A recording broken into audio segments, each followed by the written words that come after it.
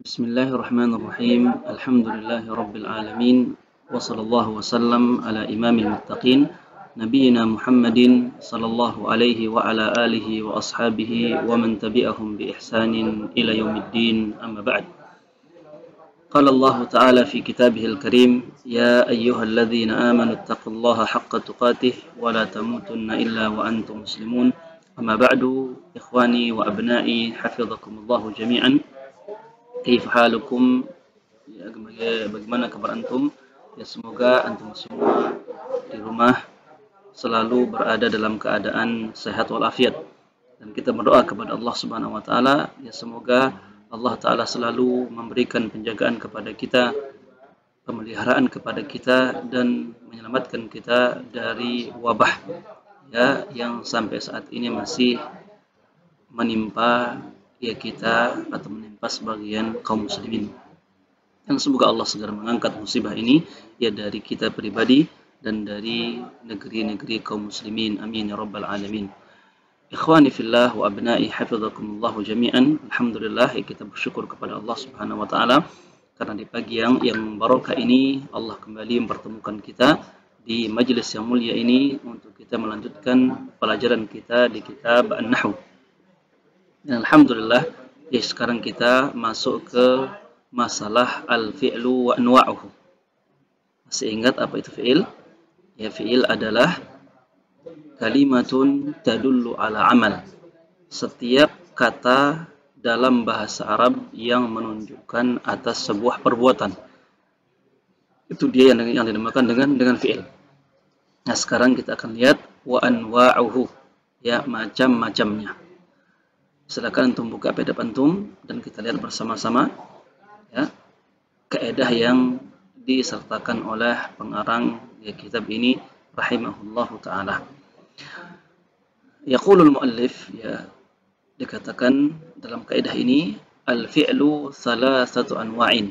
Ya fi'il kata kerja dalam bahasa Arab itu dibagi menjadi 3 macam.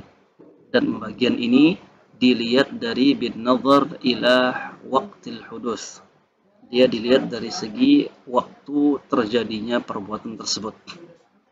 Yang pertama ya dinamakan al-fi'lul madhi. Diistilahkan dengan al-fi'lul madhi atau bahasa kita fi'il madhi. Ya, apa yang dimaksud fi'il madhi? Ma huwa al-fi'l madhi? Wa huwa al-fi'lu alladhi yadullu ala amalin fi zamanil madhi. Dia adalah fi'il ya yang menunjukkan atas sebuah perbuatan yang terjadi pada zaman yang lampau. Maksudnya kalau kita mendengar atau mengucapkan ya fi'il jenis yang pertama ini, maka yang terbesit dalam benak kita bahwasanya perbuatan ini fi'il ini dia sudah terjadi. Ya sudah terjadi. Ya kapan? Ya dia dihitung dari waktu diucapkan perbuatan tersebut. Waktu digunakan fi'il ya tersebut. Contohnya wasala, iltahaqa, dia wasala telah sampai. Ya iltahaqa, ia telah bergabung. Kharaja telah keluar. Dhahaba, ia telah pergi. Atau fi'il madhi yang lain. Intinya yang kita ya pahami adalah fi'il ini dia sudah terjadi. Tapi yang kedua, dia dinamakan al-fi'lul mudhari. Yang kedua namanya al-fi'lul mudhari. Ya, mal maqsudu bihi, apa yang dimaksud dengan fi'il mudhari? Wa huwa al-fi'lu alladhi yadullu ala amalin fi zamanil hadir wal mustaqbal. Dia adalah fi'il yang menunjukkan atas sebuah amalan, sebuah perbuatan yang terjadi ya atau pada waktu sekarang atau yang sedang terjadi atau wal mustaqbal atau fi'il yang akan terjadi.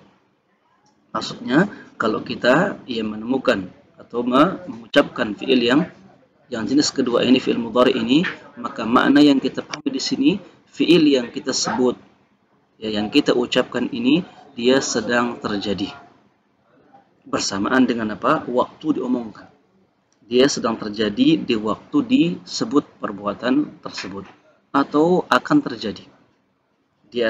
Perbuatannya akan terjadi setelah diucapkan.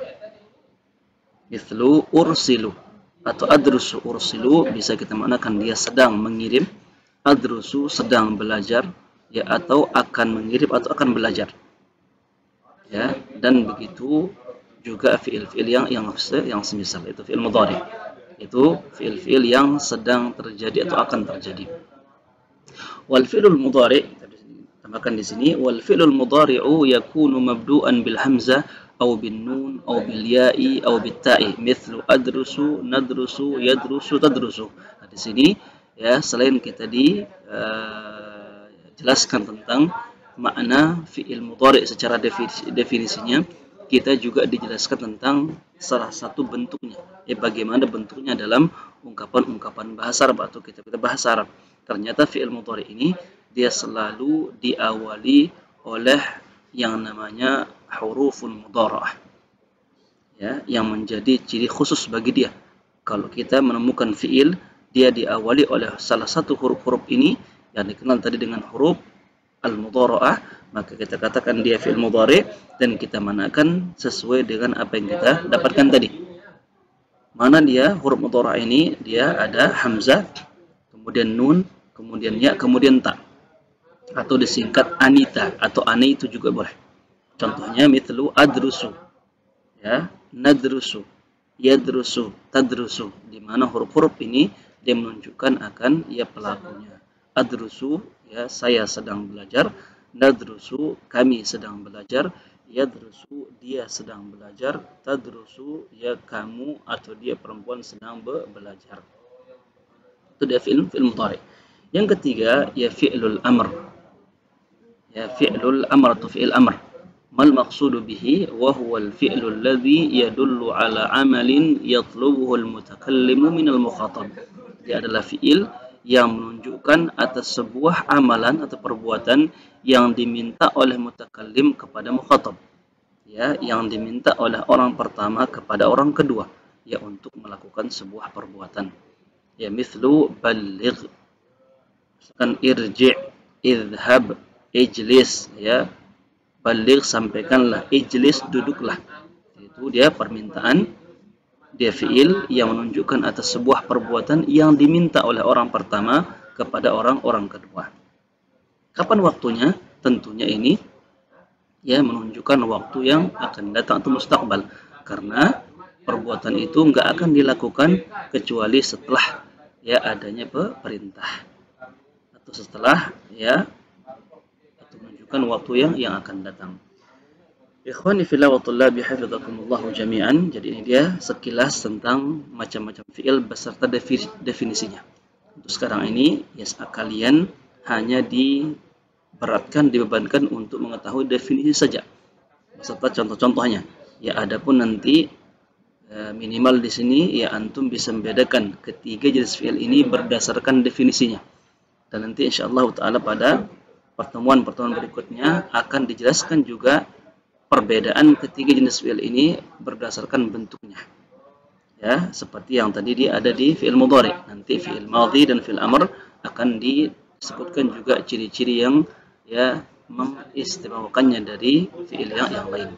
Intinya sekarang ini antum dibebankan hanya mengetahui atau antum bisa membedakan ketiga jenis fi'il ini berdasarkan definisi ya saja dulu. Semoga antum bisa pahami dan bedakan. Wassallallahu wasallam ala nabiyina al-karim wa ala alihi wa sahbihi ajma'in. Wassalamualaikum warahmatullahi wabarakatuh.